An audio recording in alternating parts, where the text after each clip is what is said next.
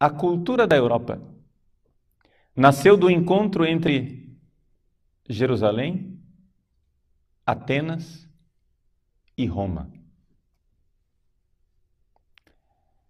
Do encontro entre a fé no Deus de Israel, Jerusalém, a razão filosófica dos gregos, Atenas, e o pensamento jurídico de Roma. Este tríplice encontro forma a identidade íntima da Europa. Na consciência da responsabilidade do homem diante de Deus, no reconhecimento de sua dignidade inviolável do homem, de cada homem, este encontro fixou critérios do direito, cuja defesa é nossa tarefa neste momento histórico. O Papa está dizendo que nós temos que defender estas três grandes colunas da cultura ocidental. A fé cristã, o direito romano e a filosofia grega. Por quê? Porque existe um movimento revolucionário que quer trazer abaixo estas três colunas. E, aliás, não quer trazer abaixo, está derrubando estas três colunas. Ou seja, as três colunas já estão no chão, em frangalhos. E nós o que precisamos fazer é reerguê-las. Então aqui está o grande conflito, a grande batalha cultural, a grande guerra cultural. Esta guerra cultural que se expressa na destruição destas três colunas básicas da cultura ocidental. Ou seja, do legado de Jerusalém, de Atenas e de Roma. O Papa professa publicamente de que lado ele está. Lá atrás, Hegel e Marx. Hegel e Marx nos colocam diante desta realidade do trabalho do negativo, do trabalho da destruição. É necessário destruir. Hegel quer, através do trabalho do negativo, do trabalho da destruição, trazer abaixo uma ordem e um sistema que ele diz está oprimindo o trabalhador, está oprimindo o proletário. Porém, Marx, como profeta, foi um profeta pela metade. Por quê? Porque ele profetizava o futuro de uma sociedade justa, sem classes, aliás, sem governo, perfeita, o paraíso aqui na Terra. Só que ele previa que isto iria acontecer através de uma revolta dos trabalhadores. Nota de rodapé, diga-se de passagem que ele sabia perfeitamente que isso não era verdade. Ele, inclusive, falsificou os dados das pesquisas. Ele vivia na Inglaterra, foi fazer pesquisas a respeito da situação dos trabalhadores a partir dos dados dos Blue Books do governo britânico, e ele, falsificando os números, disse, vejam, a situação dos trabalhadores é insuportável, eles irão explodir numa revolta. Ele sabia perfeitamente que as coisas não eram do jeito que ele estava pintando. Marx é, além de pseudo-profeta, é um mentiroso e um sujeito intelectualmente desonesto. Tá? E não há dúvida nenhuma nisso. Agora, ele previa que então os trabalhadores iriam sofrer tanto debaixo da pressão dos capitalistas, dos burgueses, que a panela de pressão iria estourar.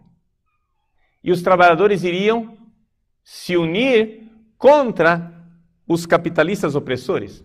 O manifesto comunista termina assim: trabalhadores do mundo, univos, vereint euch, univos.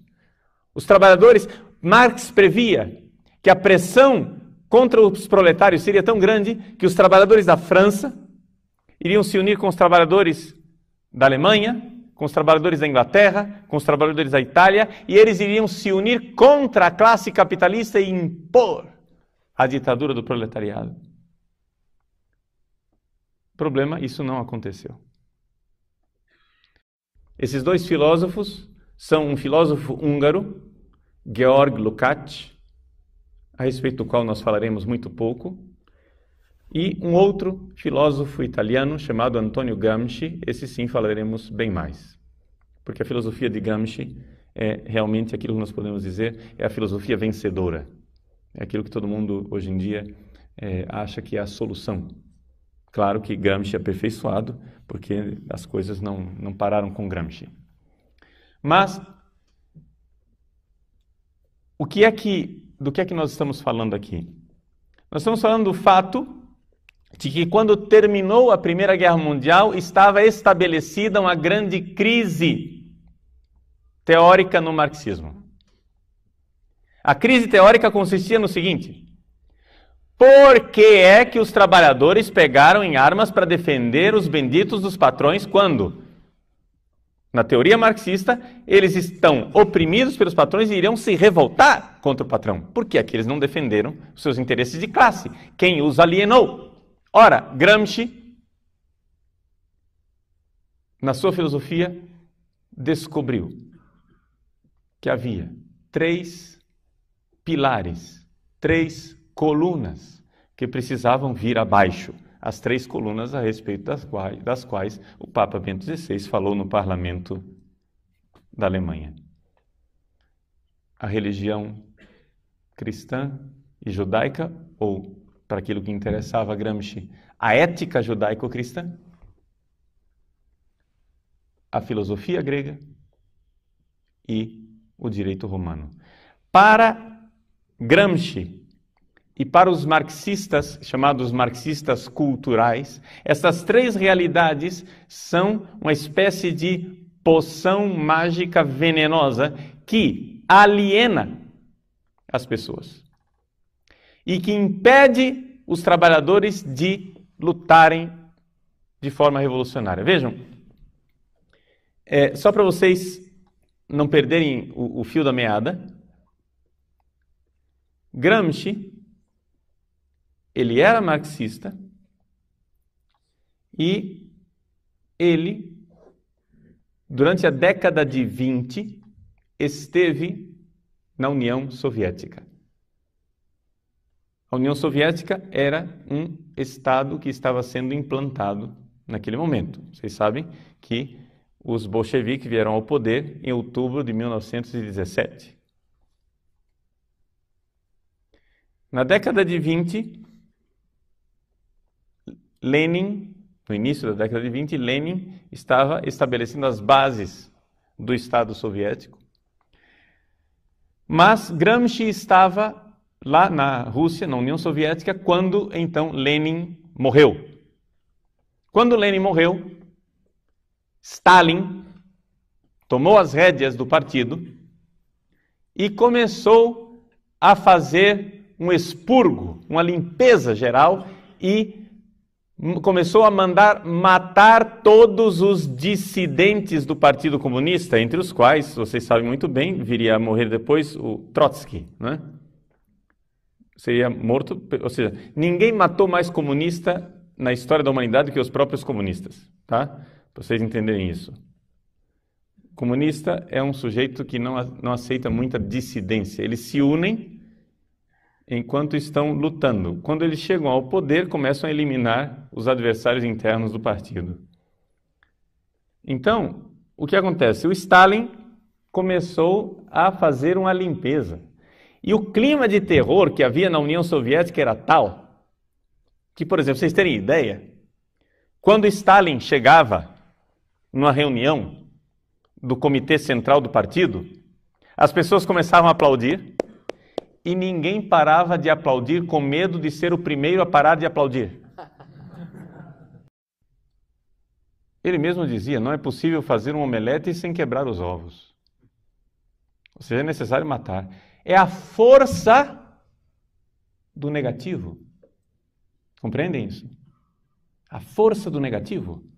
Destrua odeie, ponha abaixo, surgirá o paraíso. Vejam que existe algo de satânico nesse tipo de pensamento. Odeie e virá o bem. Mate e virá a vida. Crie o caos e virá a ordem. Como é possível crer nisso? E, no entanto, eles creem. E, no entanto, há pessoas dentro da igreja que fizeram disso um estilo de vida. Gramsci, então, compreendeu que era necessário destruir, era necessário trazer abaixo a cultura ocidental. Mas que não haveria solução pelo caminho stalinista. Gramsci abominava o regime de força e de terror que Stalin havia implantado. Gramsci acreditava o seguinte, que a cultura europeia, com aquelas 3 colunas, a ética judaico-cristã, a filosofia grega e o direito romano, precisava ser implodida. Mas implodida como? Lentamente,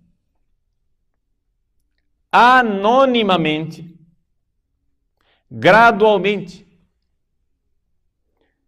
Então, gente, essas coisas, na técnica gramsciana, nada pode ser ostensivo. Tudo deve ser disfarçado. Você deve subministrar o veneno ao paciente e ele deve tomar aquilo todos os dias espontaneamente, achando que é remédio. Compreende? Você deve dourar a pílula. Você tem que apresentar para a pessoa o veneno que irá matá-la, como se aquilo fosse o medicamento de sua salvação. Você precisa destruir a cultura em nome da dignidade do homem.